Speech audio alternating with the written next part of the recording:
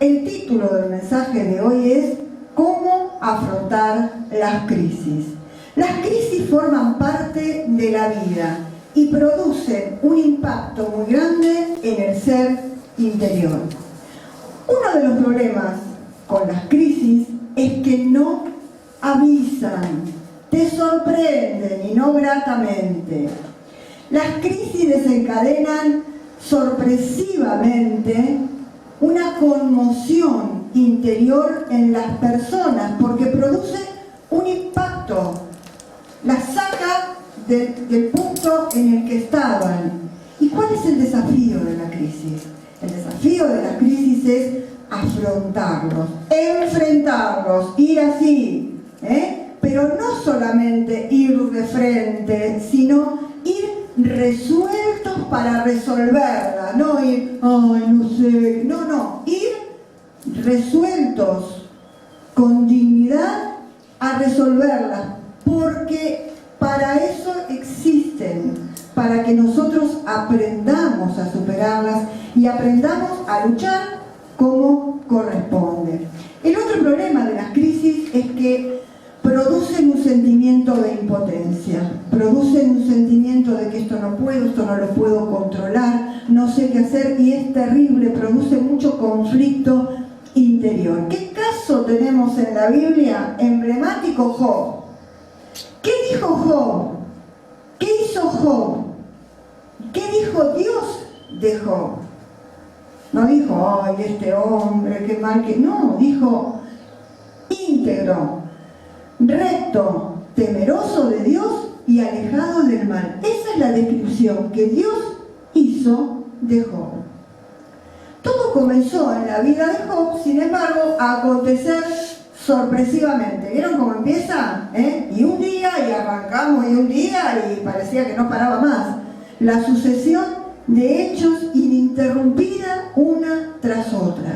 Las crisis las padecen todas las personas, incluso aquellos que son fieles a Dios. Las crisis, en primer lugar, pueden afrontarse mejor cuando se supera el sentimiento de soledad. ¿Viste que cuando te pasa algo te sentís en el medio de la nada? Podés tener mucha gente a tu alrededor, pero hay un sentimiento entre la impotencia y la soledad de decir, ¿y ahora qué hago? ¿Cómo sigue esto? Job, de acuerdo a lo que relata el libro, perdió sus bienes materiales, perdió el afecto, todo lo que era más íntimo para él, porque perdió a sus hijos, perdió la salud y perdió el estatus que tenía frente a los que lo rodeaban. Empezaron a ser hostiles, a no mirarlo, a ignorarlo, porque claro, con los perdedores no se junta nadie. Estás más solo, pero ahí estaba Dios, pero él tenía que darse cuenta de esto. La intensidad de las emociones acerca de la soledad y al abandono son mayores, porque la persona se siente abandonada y empiezan a pasar un montón de cosas por su cabeza.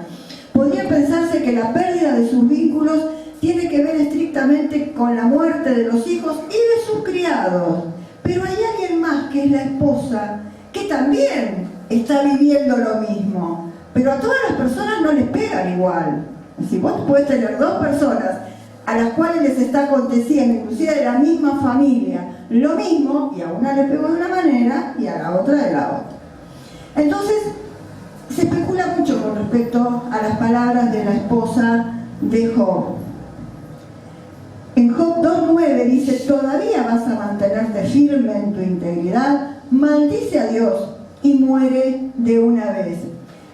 Pero es posible que en su cabeza, ella cansada, entre todo lo que estaba viviendo y ver la situación de su esposo, en Levítico 24, 15, 16 dice que el castigo por maldecir a Dios es la muerte. Entonces a lo mejor es como que a ella le surgen estas palabras. Y también es cierto que en una situación de crisis las personas pueden decir cosas que nunca se imaginaron, porque la situación de presión, de opresión, el sentimiento de impotencia y de soledad es muy grande. Entonces, hay personas que lo viven de una manera y a lo mejor se callan y están así más en silencio, y otras que les da por hablar y no siempre dicen las mejores cosas. No podemos hacer un juicio apresurado en esto, porque las crisis producen mucha confusión. La confusión, la palabra confusión es una síntesis de con y de fusión. Cuando una persona está frente a algo, a una situación a la que queda muy pegada, que está muy comprometida emocionalmente, no ve bien las circunstancias, no analiza bien las cosas, no sabe muy bien para dónde ir. Entonces, estos son momentos difíciles. Las crisis, en segundo lugar, se pueden afrontar mejor cuando se supera la necesidad de quejarse. Es maravilloso. La queja es lo más improductivo que hay en la vida.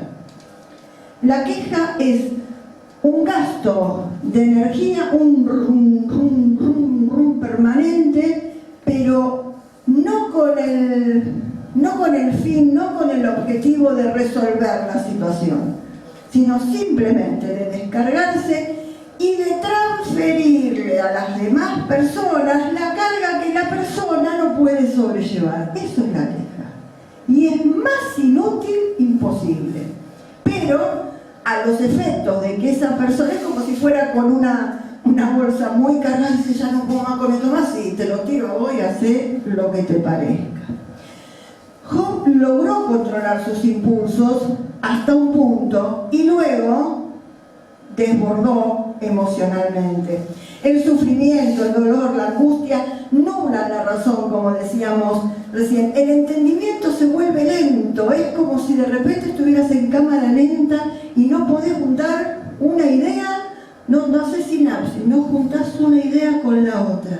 En ese preciso momento las emociones son las que hablan primero, y la persona que vive una profunda crisis como Job da rienda suelta a sus emociones en un momento que no aguanta más. Entonces la tristeza, la decepción arrancan como si fuera un caballo desbocado. Un ejemplo de la naturaleza puede ayudar a comprender la dimensión del desborde emocional. ¿Vieron los diques que se construyen justamente para contener la fuerza del agua que viene con ímpetu y se va canalizando para diferentes usos? Pero si ese dique se rompe, lo que antes estaba contenido ya no cumple su función y el agua se desborda. Y con las emociones pasa lo mismo, y con los pensamientos pasa lo mismo. Se le da rienda suelta, se rompen las defensas de la mente que nos mantienen ahí a raya y nos hace pensar, no, tenés que ubicarte, tenés que hablar de esta manera, cuidado, no vayas a expresarte así porque le puedes hacer daño. Te olvidaste de todo en ese momento. Y las palabras van saliendo en forma una atrás de la otra, desordenadas y sin pensar el daño que podemos llegar a hacer. Eso pasa cuando esos diques nuestros internos se rompen. Job había recibido un golpe bajo, era pérdida tras pérdida. ¿Vieron esos boxeadores? ¿Sí? Que de repente los tiran y cuando están por levantar la cabeza, otro golpe más, y están por levantar la cabeza, otro golpe más. Y así pasa en la vida muchas veces. No debe extrañarnos en Job 6:26 el reclamo que hizo a sus amigos, porque Job tenía amigos que lo escuchaban con prejuicio, amigos que tenían una idea de que él estaba sufriendo porque eso era un castigo de Dios, porque él algo había hecho. Y Job le dice, o pretenden arreglarlo todo con reproches, mientras echan al viento las palabras de un desesperado. Esa era la sensación que tenía Job, estaba hablando al aire. Porque los que lo escuchaban, vieron que a veces ustedes hablan con alguien y se van aliviados porque sienten que esa persona los contuvo, ¿sí? Sienten que hay un alivio en lo que pudieron expresarse. A Job no le pasaba eso. Job sentía que estaba patinando y que hablaba y que los demás lo único que estaban pensando es saber qué reproche le podían hacer y qué pecado le podían hacer encontrar para que él encontrara por qué le estaba pasando esto. Job no estaba dispuesto a callar. En un momento dado dijo: yo empiezo a hablar, córranse. Por eso dice que sus palabras son echadas al viento. Y por eso en Job 7:11 dijo: no voy a refrenar mi lengua, hablaré. Y arrancó por el lugar equivocado. Me quejaré, dijo, pero yo me voy a quejar. Algo tengo que decir. Es lo que en la vida y algunos filósofos llaman las situaciones límites. Esas situaciones donde no es una cosa sencilla, sino que verdaderamente está en juego y está comprometida la vida de la persona, su presente, su futuro, aquello hasta lo que consiguió hasta ese momento. Todo son situaciones límites. Del mismo modo, en Job 10:1, el desborde aparece expresado en la frase: quiero dar libre curso a mi queja. La sensación es que Job hasta ese momento estuvo contenido, angustiado, escuchando, y cuando ya dijo: bueno, ya basta de que me digan todas estas cosas o que me escuchen por prejuicio, yo voy a empezar a hablar, no voy a refrenar mi lengua. Es notorio que encontró en el hablar una forma de ir hilvanando los pensamientos desordenados. Miren, si hay algo que suele suceder cuando ustedes pueden hablar con alguien que los puede contener, es que al hablar los pensamientos se van ordenando.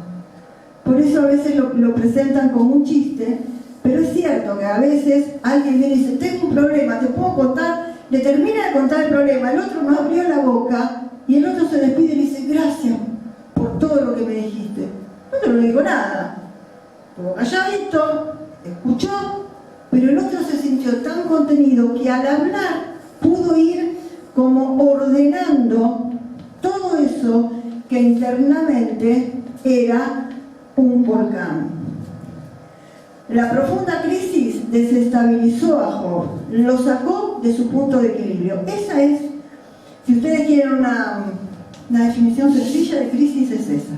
Es algo que te quita del punto de equilibrio, como si estuvieran paraditos y viene alguien y te empuja o pasa algo que quita el equilibrio. Y toda situación de crisis en las manos de Dios tiene el propósito de que nos quitemos la venda de los ojos sobre algo y que algo aprendamos de toda esa situación. Por eso la queja es inútil y hay que desterrarla.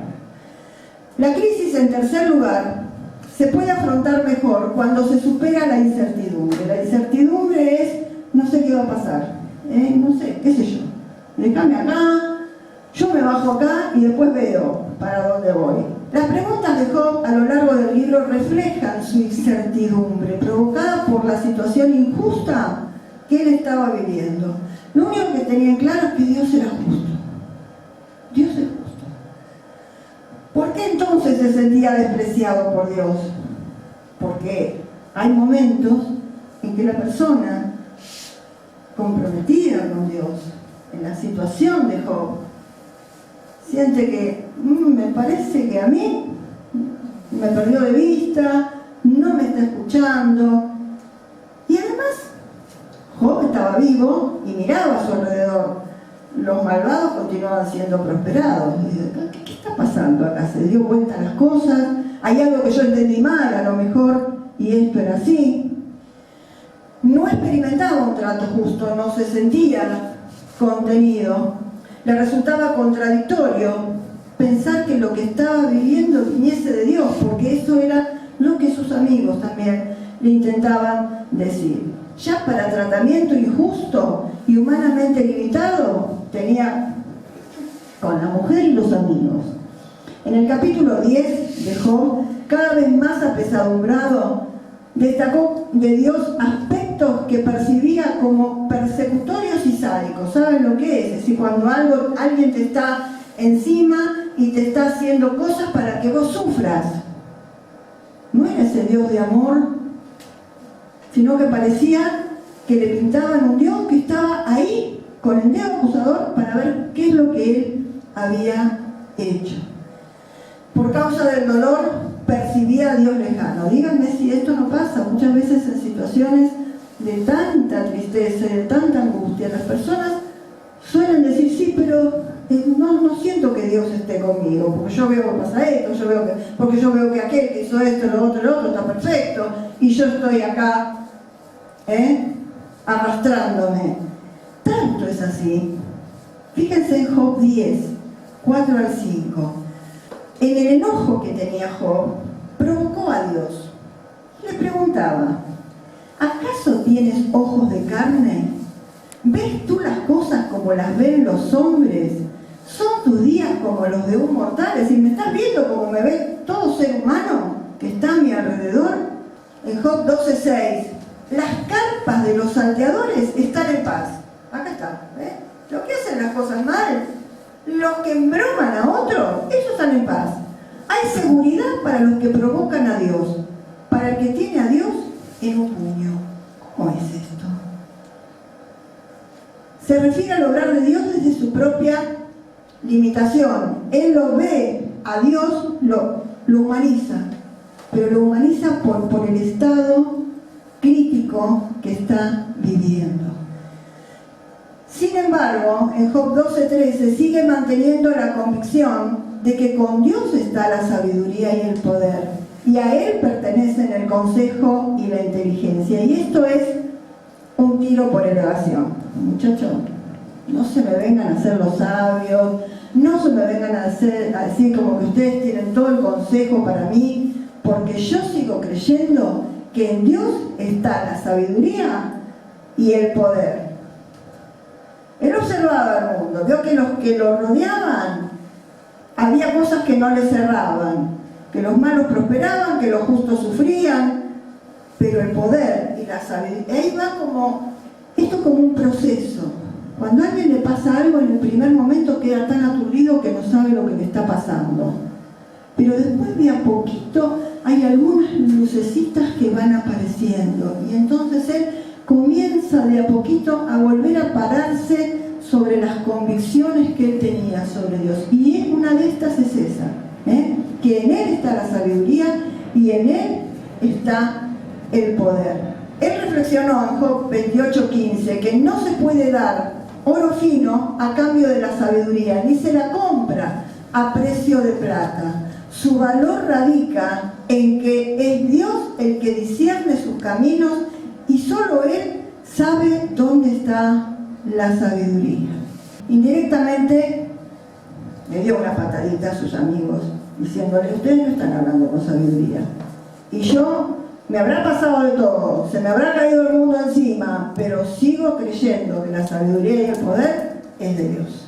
La crisis, en cuarto lugar, puede afrontarse mejor cuando la esperanza se deposita en Dios. Fíjense, ya pasó del aturdimiento, ya pasó a la queja, ya pasó todo ese momento crucial y ahora se comienza a revertir cada vez más la situación. No que se arreglen las cosas, sino su posición frente a esa situación. Job tenía esperanza, sí. ¿En quién estaba depositada su esperanza? En Dios. En Job 12:13 y en el versículo 16 es claro que Job confiaba en la sabiduría de Dios. Asimismo, en Job 19:25 confiaba en un Dios vivo, activo, en quien es posible la redención y la liberación. ¿Esto qué nos indica? Que en medio de las situaciones más difíciles tenemos que tener muy en clara nuestra convicción con Dios. Por eso siempre decimos, esto es como cuando vos estudias. No se estudia el día que tenés la prueba, se estudia un mes antes. Si vos estás preparada, preparado en la comunión con Dios, en el conocimiento de su palabra, en el entendimiento, en la obediencia, cuando llegan los momentos difíciles, más allá del primer aturdimiento, vas a empezar a tener de dónde agarrarte firme. La desorientación de Job va cediendo y va entendiendo que Dios es su única esperanza. Y esto va trabajando en él, y va trabajando en su mente. En Job 12 al 13 dice, en los cabellos blancos está la sabiduría, y en la edad avanzada la inteligencia, pero con Dios está la sabiduría y el poder. A Él pertenecen el consejo y la inteligencia. Ustedes, le está diciendo a los amigos, tendrán sus años de experiencia, me podrán decir todo lo que vieron, todo lo que aprendieron, pero son humanos. Y esto fue un golpe fuerte a la soberbia de los amigos. Job se estaba ordenando interiormente. Este forma parte del proceso de la crisis.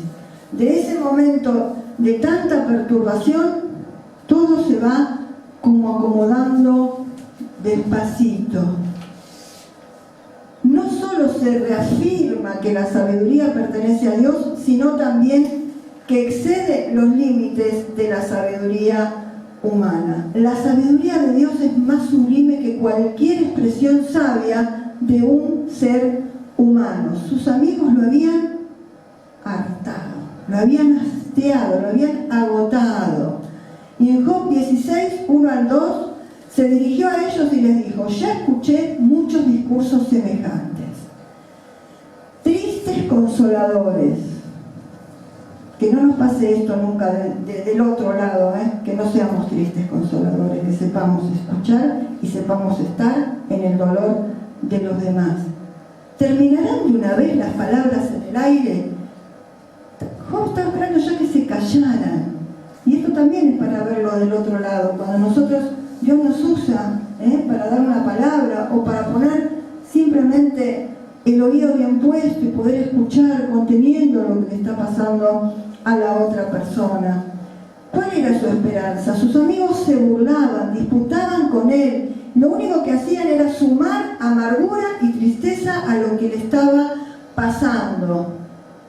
En Job 16:20, él sabía que sus ojos derramaban lágrimas ante Dios. Si hay algo que Job jamás dejó de hacer, aún quejándose, fue hablarle a Dios. Jamás dejó de dirigirse a Dios. Dios sabía de su dolor, él sabía de las lágrimas que Job estaba derramando, aunque en algún momento le pareciera que no. Dios, sin embargo, usó todo eso para que él buscara la verdadera fuente de esperanza para superar su dolor. Y pudo, que es el texto más conocido de Job, poder tomarse de su convicción más fuerte. Job 19:25, porque yo sé que mi Redentor vive. Y ese yo sé es un yo sé de afirmación, de convicción. Esa certeza que contrarresta la incertidumbre de que frente a todo lo que está pasando, el único que lo puede liberar de la opresión, ojo, él no le está pidiendo ni que se revierta la cosa, no, él quiere sentirse distinto, quiere sentirse entero más allá de todo lo que le aconteció. Yo sé, él sabía, y no es un saber solamente intelectual, que Dios existía, que Dios lo estaba conteniendo, que Dios lo estaba escuchando, pero también empezó a entender que había algo más de Dios que él tenía que conocer. Porque frente a las dificultades, frente a las pruebas, frente a las cosas que nos quitan el aliento, que nos dejan solos, que nos dejan en una sensación muy complicada, Dios quiere que al superar esa situación, al poder enfrentarla como debemos enfrentarla, conozcamos más de Él y nos conozcamos más nosotros también.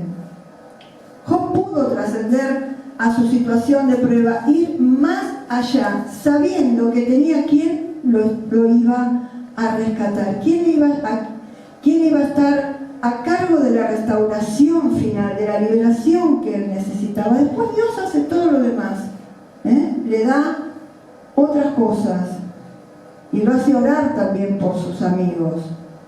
Dios era el único que podía salvarlo. Lo que nos importa acá es que en ese desequilibrio él se para firme y dice: yo tengo una convicción, que solo Dios podía rehabilitarlo, podía volver a ponerlo en carrera. Por eso las crisis se pueden afrontar mejor cuando se supera el sentimiento de soledad y vamos entendiendo que la compañía permanente es Dios. Cuando hacemos a un lado la queja, porque es algo improductivo, cuando se supera la incertidumbre y tenemos la certidumbre y la convicción de que toda la confianza tiene que estar puesta en Dios. Hagamos este propósito para las cosas que nos pasan a nosotros y para ser buenos escuchadores, no solamente oidores, cuando alguien se acerca con alguna dificultad. Señor, gracias por tu palabra, gracias por tu fortaleza, por tu contención, porque solo vos, Señor, sos el que nos sostiene en las situaciones difíciles.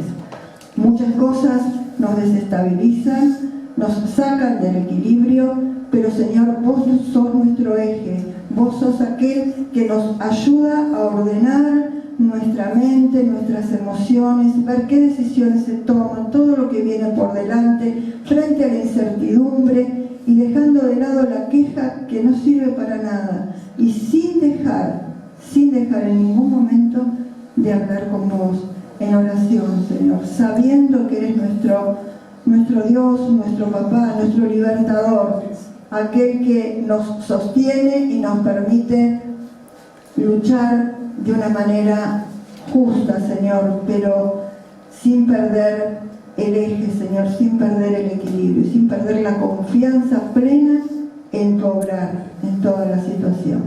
En Cristo Jesús. Amén, Señor.